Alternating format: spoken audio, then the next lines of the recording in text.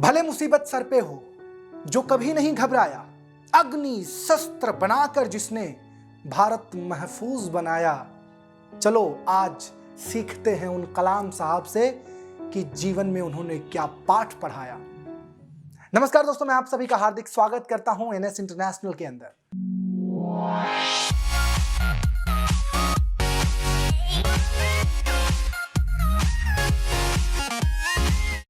और आज मैं बहुत खुश नसीब हूं कि आज मैं आपको एक ऐसा वीडियो देने जा रहा हूं दोस्तों, जो आपको इंस्पायर करेगा, जो आपको मोटिवेट करेगा।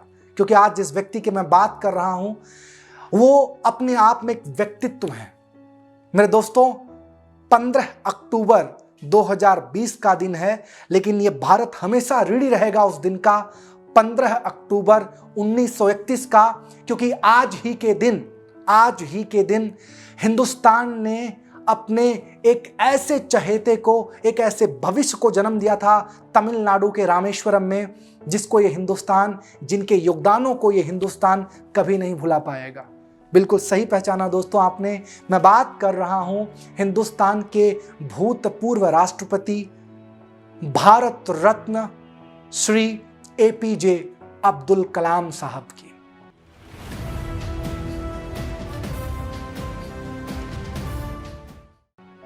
आज उनका जन्मदिन है, तो मैंने सोचा क्यों ना उनके जीवन से जुड़ी 5 बातें मैं आपको बताऊं, जो हम आपको एक मजबूत लीडर बनने में मदद करें।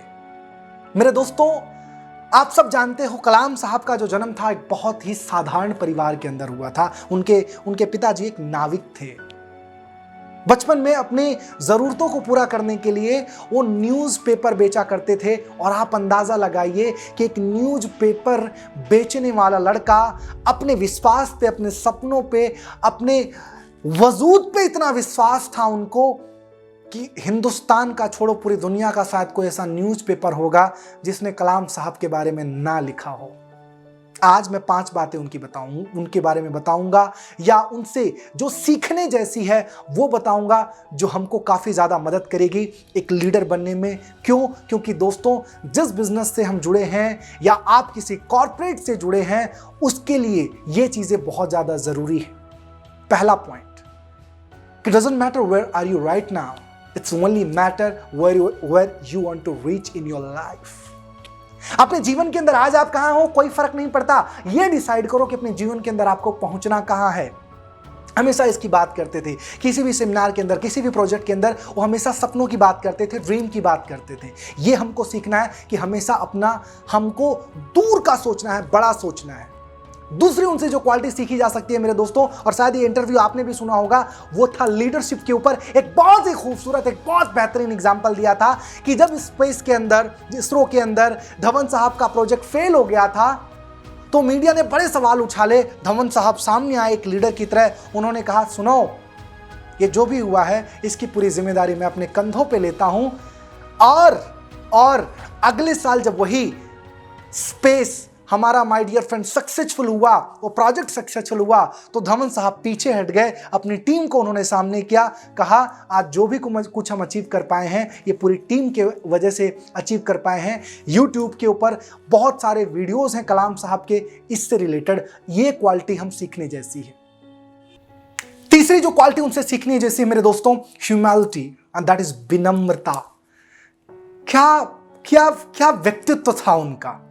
आप अंदाजा लगाइए, एक व्यक्ति जो भारत का राष्ट्रपति है, एक व्यक्ति जो भारत रत्न है, एक व्यक्ति जिसको पद्म विभूषण भूषण के से सम्मानित किया गया है। मेरे दोस्तों, एक इतने बड़े साइंटिस्ट, अब आप अंदाजा लगाइए, एक छोटा सा बच्चा उनके पास आता है, एक सवाल पूछता है, उसको जवाब देते हैं।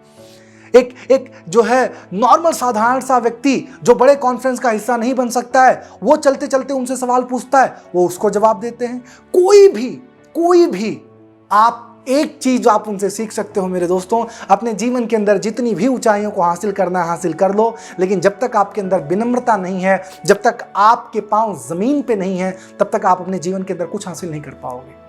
ये तीसरी चीज़ है जो हमको उनसे सीखनी चाहिए।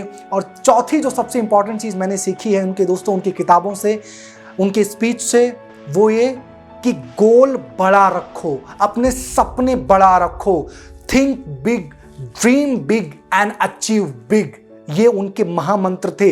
बड़ा सोचो, सपने बड़ा देखो और उसके अचीव करने के लिए अपना सब कुछ लगा दो। मेरे दोस्तों हमेशा कहते थे एक गुब्बारा उतना ही आसमान में जाता है जितना उसके अंदर हवा भरा है। और गुब्बारे वाली स्टोरी मैंने पिछली बार भी की थी, अगर आपने नहीं वीडियो देखा तो जरूर देख लेना।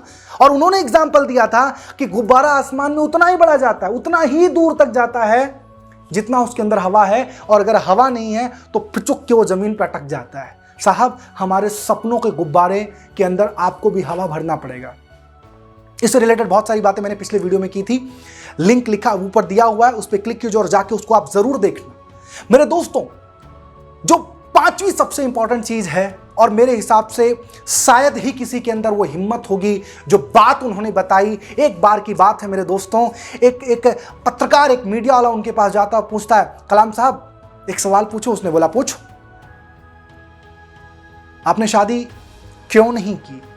कलाम साहब ने बड़ा खूबसूरत जवाब दिया दोस्तों, अरे शादी करता तो एक परिवार संभालता, मुझे हिंदुस्तान के सारे परिवार को बचाना था, उन्हें संभालना था, इसीलिए मैंने सोचा मेरी ये जिम्मेदारी ज़्यादा बनती है। मेरे दोस्तों, इतने विचारों के धनी व्यक्ति थे हमारे श्री एपीजे अब्दुल कलाम साहब, और मैं एक ही चीज़ आपको बताना चाहता हूँ। वैसे तो उनके बारे में अगर मुझे बोलना रहा तो मैं कई घंटों बोल सकता हूं मेरे दोस्तों, बिकॉज वो मेरे जिंदगी के रियल हीरो हैं। उनकी जिंदगी को पढ़ पढ़ के मैं काफ़ी ज़्यादा इंस्पायर हुआ हूं।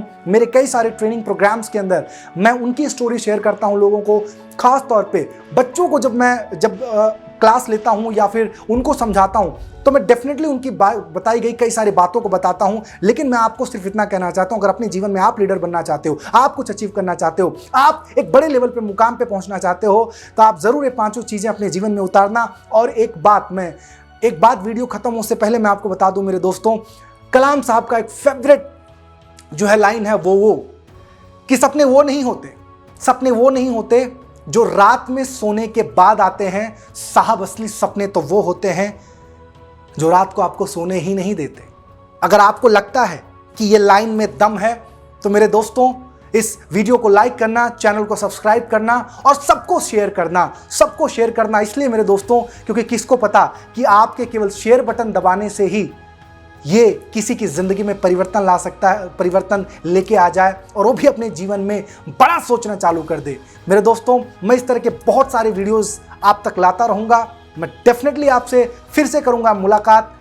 मुझे दीजिए इजाज़त, तब तक के लिए मेरे दोस्तों आपको नमस्कार। जय हिंद, जय भारत।